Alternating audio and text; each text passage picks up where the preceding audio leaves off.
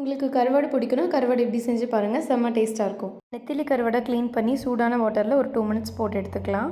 அடுத்து ஒரு பேனில் கொஞ்சம் ஆயில் ஆட் பண்ணிவிட்டு 1/2 டேபிள் ஸ்பூன் வெந்தயம், சோம்பு, 2 பட்டை, 2 பிரியாணி இலை, 1/2 டேபிள் ஸ்பூன் சீரகம் ஆட் பண்ணிக்கலாம். அது கூட 2 வரமிளகா, ஒரு கைப்பிடி அளவுக்கு பூண்டு ஆட் பண்ணிக்கலாம். ஒரு கொத்து கருவேப்பிலை ஆட் பண்ணிவிட்டு அப்புறம் கட் பண்ணி வச்சுருந்த சின்ன வெங்காயத்தையும் அது கூட சேர்த்திக்கலாம். வெங்காயம் நல்லா வதங்கி கண்ணாடி பதம் வந்ததுக்கப்புறம் ஒரு 3 தக்காளி கட் பண்ணி அதையும் ஆட் பண்ணிக்கலாம். தக்காளி நல்லா வதங்கிட்ட அப்புறம் அதுக்கு தேவையான அளவு உப்பையும் சேர்த்திக்கலாம். கூட கொஞ்சம் மஞ்சத்தூள், 1 டேபிள் ஸ்பூன் மிளகாய்த்தூள், 1 டேபிள் ஸ்பூன் மல்லித்தூள், 2 டேபிள் ஸ்பூன் குழம்பு மிளகாய்த்தூள், 1 tablespoon chicken masala add பண்ணிக்கலாம்.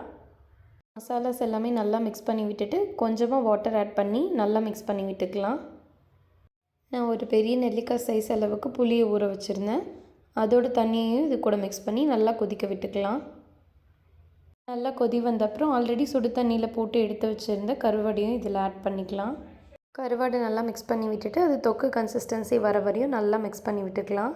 கடைசியாக கொஞ்சமாக பெப்பர், கொத்தமல்லி தழை நீங்கள் இருந்தால் அதையும் ஆட் பண்ணிக்கோங்க. நல்லா மிக்ஸ் பண்ணி விட்டுட்டு ஸ்டவ் ஆஃப் பண்ணி இறக்குறீங்கன்னா சூடான டேஸ்டியான நெத்திலி கருவாடு தொக்கு ரெடி. ட்ரை பண்ணி பார்த்துட்டு மறக்காமல் கமெண்ட் செக்ஷனில் சொல்லுங்கள்.